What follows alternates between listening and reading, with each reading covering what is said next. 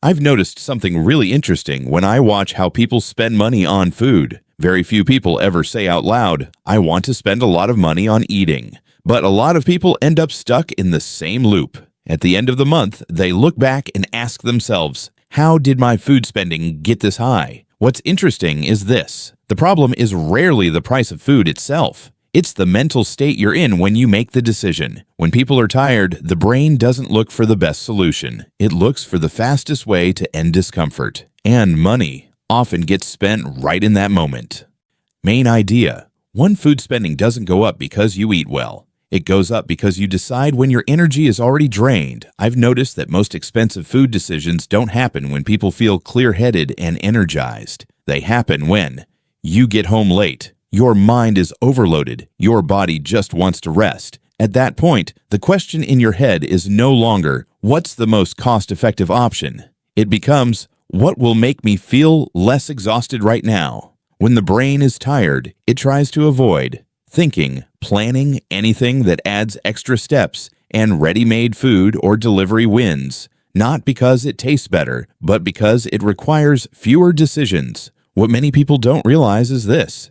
You're not spending money on food. You're spending money to escape exhaustion. If you don't understand this, you'll try to save money using willpower, while the real issue is how you prepare for your weakest moments. Main idea 2. Many people fail at cooking at home, not because they're lazy, but because they expect it to play the wrong role. What's interesting is how many people subconsciously expect home cooking to feel like eating out, scrolling a food app and seeing something exciting, or at least worth the effort. But home cooking was never meant to entertain. It exists to quietly do 3 things. Keep spending stable, reduce the number of decisions in your day, protect your mental energy. When you compare home cooking to restaurant experiences, you're using the wrong measuring stick. And once you use the wrong standard, you start thinking, "This meal is kind of boring. It's not really worth it.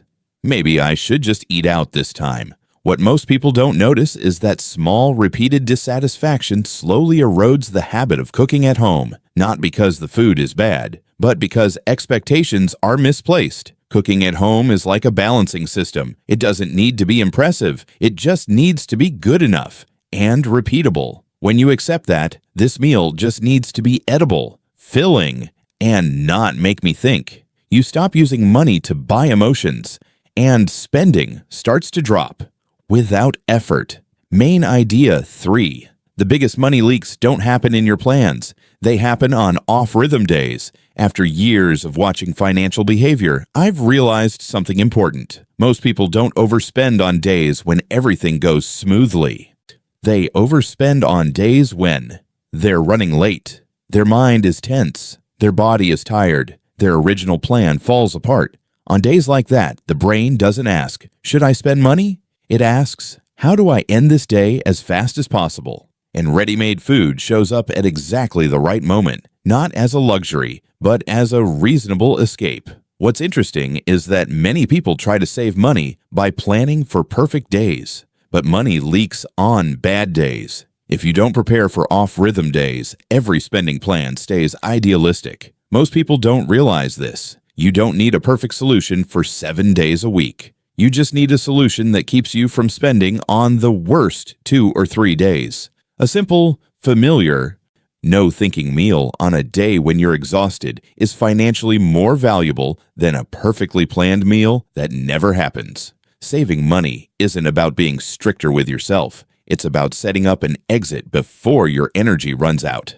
Main idea 4. The brain hates repeated decisions, and that's where money quietly disappears. Most people don't notice this. Food spending doesn't rise because food is expensive, but because you're forced to decide too many times each week. Morning, what to eat. Lunch, what to eat. Dinner, cook or buy.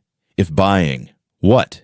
If cooking, do I even have the ingredients? Each question feels small, but when they repeat non-stop, the brain gets tired before hunger even kicks in. And when the brain is tired, it prioritizes familiar options. Fast options that require no thinking. At that point, spending more money doesn't feel like spending, it feels like mental relief. What's interesting is this. People who control food spending well aren't better at choosing correctly. They just have fewer choices to make. They repeat a few familiar meals, a few simple cooking methods, a small set of fixed ingredients. Nothing creative, nothing fancy, no pressure to eat something new every day. That repetition makes spending predictable. Money rarely leaks in simple systems. It leaks where you have to rethink everything from scratch every day. When you reduce decisions, you don't need tighter discipline. Money naturally stops flowing out. Main idea 5. An inconvenient kitchen creates spending. Even when you already bought the food, I've noticed something that very few people think about. Many people already have ingredients at home, but still spend money eating out.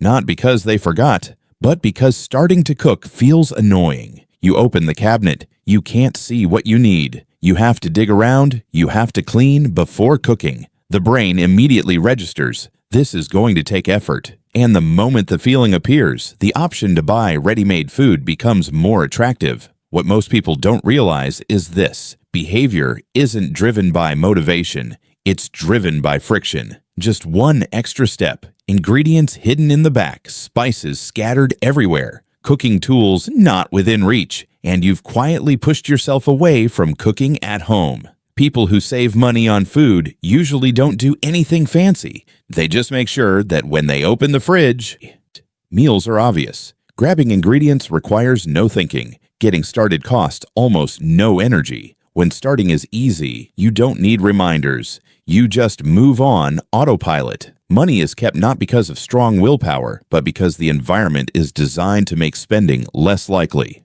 Main idea 6. Leftovers are only waste when you see them as extra instead of planned. What's interesting is that a lot of people say, I don't like eating leftovers. But when you really observe it, the issue is rarely the food itself. It's how that food shows up in your mind. When a meal ends and what's left goes into the fridge without a clear plan, the brain gives it a dangerous label: second-rate food. And second-rate food never wins against ordering something new. But when you cook with the mindset, this meal is meant to be eaten twice, what's left is no longer leftovers. It becomes a ready-made meal, a decision that's already done, an option that requires no rethinking. What most people don't realize is this: food that's already ready at home is the direct competitor to food delivery. When you know in advance, tomorrow I just reheat this and I'm done, the brain doesn't need to look for another escape. And the money doesn't need to leave your wallet either. Good saving doesn't come from eating less enjoyably. It comes from eating again without feeling like you're sacrificing.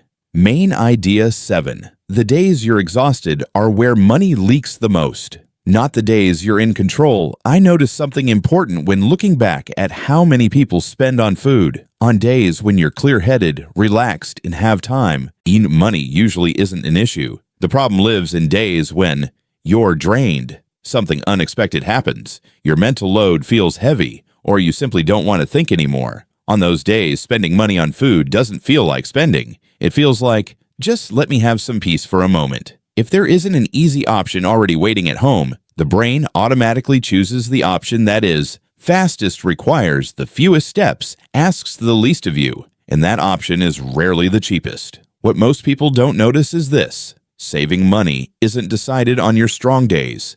It's decided on your weak ones. Just having one meal that requires minimal cooking, requires minimal cleanup, requires no thinking, set aside for days like that blocks a huge amount of impulse spending, not through discipline, but through understanding how humans actually work. Main idea 8. Tracking money at the wrong time scale can make you spend more, not less. Most people think that to control money better, you have to track it more closely. Write it down every day. Check every meal. Know every dollar instantly. It sounds logical, but what I've noticed is the opposite. When spending is tracked too frequently, many people start to feel watched, judged, constantly reminded that they're not doing well enough. And when money becomes associated with pressure, the brain looks for avoidance. Avoidance looks like stopping tracking altogether or spending emotionally and refusing to look. What most people don't realize is this: the problem isn't the numbers, it's how you feel when you see them. When you look at spending day by day, small expenses easily turn into mistakes, But when you zoom out and look over time, you start to see what actually matters.